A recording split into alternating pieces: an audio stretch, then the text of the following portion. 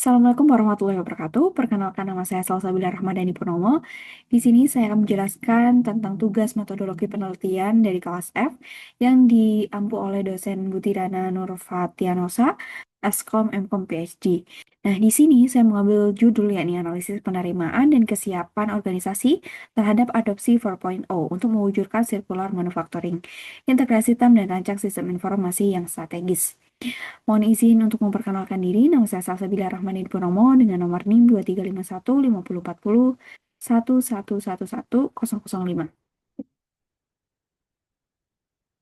Nah, di sini terdapat daftar isi. Yang pertama ada latar belakang, variabel penelitian, rumusan masalah, tujuan penelitian, state of the art, kerangka berpikir, hipotesis penelitian, variabel dan sampel, metode pengumpulan data, teknik analisis data, dan kesimpulan. Nah, untuk pendahuluannya, di mana latar belakangnya di sini saya mengambil bahwa perkembangan revolusi industri 4.0 melalui teknologi seperti IoT dan AI ini mendorong perusahaan manufaktur itu untuk menuju smart manufacturing yang efisien. Akan tetapi, adopsi teknologi industri 4.0 di negara berkembang seperti Indonesia tuh masih rendah, sekitar 28%, terutama karena hambatan pada kesiapan dari sumber daya manusianya dan integrasi dari sistemnya. Oleh karena itu, kesenjangan adopsi ini tuh menjadi tantangan besar dalam mencapai target keberlanjutan secara global melalui circular manufacturing, model produksi yang berfokus pada efisiensi sumber daya dan daur ulang. Dan penelitian ini bertujuan untuk mengisi celah tersebut dengan menganalisis secara terintegrasi penerimaan penggunaan melalui model TAM dan kesiapan organisasi terhadap adopsi industri 4.0 teknologi, khususnya untuk mendukung penerapan circular manufacturing di Indonesia. Dan hasilnya nanti akan digunakan untuk mengusulkan rancangan strategis informasi sistem blueprint sebagai panduan praktis bagi industri nasional.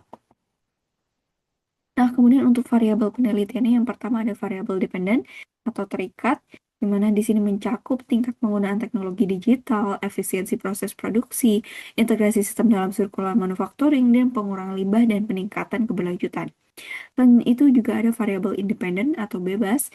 Di sini menggunakan TAM, Technology Acceptance Model, dengan variabelnya ini perceived usefulness, yaitu sejauh mana teknologi akan dianggap bermanfaat dan meningkatkan kinerja perusahaan. Yang kedua ada perceived ease of use atau disebut PEOU, seberapa mudah teknologi dipelajari dan digunakan. Yang ketiga adalah behavioral intention, niat atau keinginan pengguna untuk menggunakan teknologi. Dan juga di sini ada variabel dari organizational readiness model. Yang pertama ada human resource readiness, yaitu kompetensi SDM, pelatihan, dan kesiapan dari budaya kerja. Kemudian managerial readiness, dukungan manajemen, kebijakan, dan alokasi anggaran. Dan yang terakhir adalah strategic readiness, sesuai strategi perusahaan dengan digitalisasi dan circular manufacturing. Kemudian di sini saya lanjut membahas tentang rumusan masalah berdasarkan dari permasalahan dan juga variabel sebelumnya. Di sini ada rumusan pertama, yaitu bagaimana tingkat penerimaan teknologi atau teknologi acceptance terhadap adopsi industri 4.0 teknologi di lingkungan perusahaan manufaktur. Yang kedua ada bagaimana tingkat kesiapan organisasi atau organizational readiness dalam mendukung penerapan industri 4.0 teknologi menuju circular manufacturing. Yang ketiga adalah bagaimana rancangan sistem informasi strategi atau strategi informasi sistem blueprint yang dapat mendukung peningkatan penerimaan dan kesiapan organisasi terhadap adopsi teknologi industri 4.0 teknologi untuk mewujudkan circular manufacturing. Selanjutnya ada tujuan masalahnya. Yang pertama ada menganalisis tingkat penerimaan pengguna terhadap teknologi industri 4.0 teknologi pada perusahaan manufaktur dengan menggunakan pendekatan TAM. Yang kedua adalah menganalisis tingkat kesiapan organisasi dalam mengadopsi teknologi 4.0 berdasarkan dimensi infrastruktur, SDM, budaya, organisasi, dan strategi manajemen. Dan yang terakhir adalah merancang blueprint sistem informasi strategis yang berfungsi sebagai panduan penguatan kesiapan organisasi dan penerimaan teknologi dalam mendukung implementasi circular manufacturing secara berkelanjutan. Nah, kemudian di sini kita beralih ke kajian pustaka. Di sini saya menjabarkan beberapa penelitian sebelumnya. Yang pertama ada Kumar dan Kanpal dengan fokus penelitiannya faktor adopsi industri 4.0 dan circular economy, di mana di sini mereka menemukan 15 faktor penting seperti dukungan manajemen, skalabilitas, dan biaya investasi. Namun mereka memiliki kelemahan tidak meneliti aspek user acceptance dan tidak fokus pada konteks di Indonesia. Yang kedua ada Oliveira Neto et al. Tahun 2023 tentang pengaruh industri 4.0 terhadap circular economy di industri tekstil. Nah, teknologi ini berhasil meningkatkan efisiensi proses daur ulang. Namun di sini juga ada kelemahan, tidak membahas kesiapan organisasi dan aspek behavioral user atau BI, PU atau PAOU. Dan ada yang ketiga, ada Hizam Hanafia, pemodelan organisasional readiness industry 4.0. Menyusut 6 dimensi kesiapan organisasi, yakni people, strategy, leadership, process, innovation, and technology. Tidak menghubungkan readiness tam intensi penggunaan teknologi tam. Dan yang keempat ada Tiwari et al. Tahun 2022, industri 4.0 sebagai katalis sirkular ekonomi. Dan temuan utamanya menyatakan bahwa teknologi mendukung sirkular ekonomi secara mikro dan tidak menawarkan model evaluasi penerimaan pengguna maupun blueprint implementasi. Dan yang terakhir ada Campbell et al. 2023, hambatan implementasi teknologi industri 4.0, di mana temuan utamanya adalah hambatan utama ada pada SDM, integrasi sistem, dan manajemen. Kemudian kelemahannya bisa dikurangi dengan fokus hambatan, belum memberikan solusi komprehensif untuk readiness dan user adoption. Nah, kemudian di sini kita beralih ke kerangka berpikir dari tinjauan pustaka. Yang pertama di sini ada fase 1 yaitu analisis, di mana kita menganalisis dari beberapa indikator. Yang pertama ada perceived of use, usefulness of use, perceived ease of use, dan behavioral attention manufacturing, di mana nantinya akan berhubungan dengan Y di fase desain, yaitu industri 4.0 yang mengadopsi manufacturing. Dan kemudian juga ada beberapa indikator yang lain seperti technological readiness, human resource readiness, human readiness, managerial readiness, dan strategic readiness. Dan nantinya hasil dari riset dan analisis tadi akan dimasukkan ke dalam fase desain untuk input for design.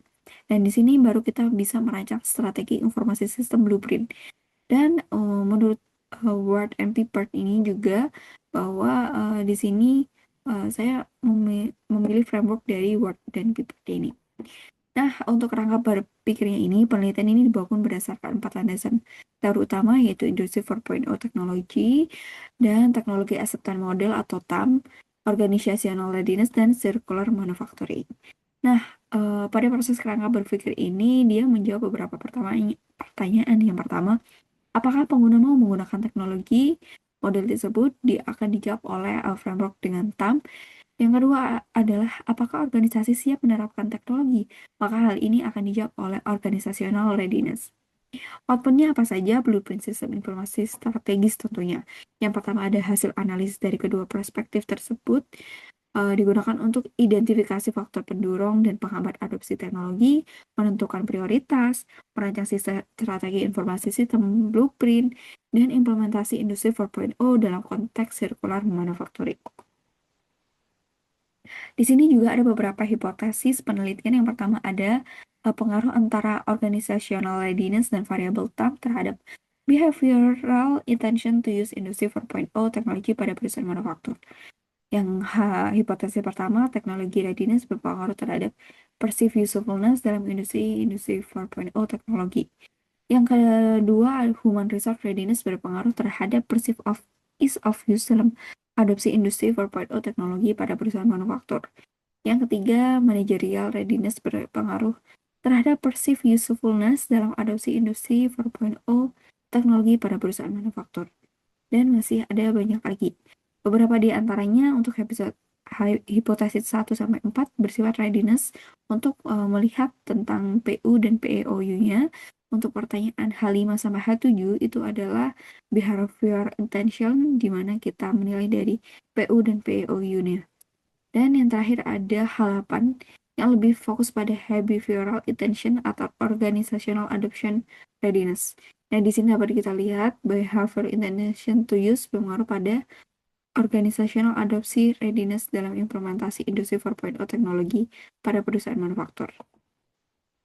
Di sini juga ada metode penelitian. Yang pertama ada populasi, kurang lebih seluruh pegawai dan manajemen CV, kemudian bersama yang terlibat dalam beberapa produksi inisiatif sirkular dan operator.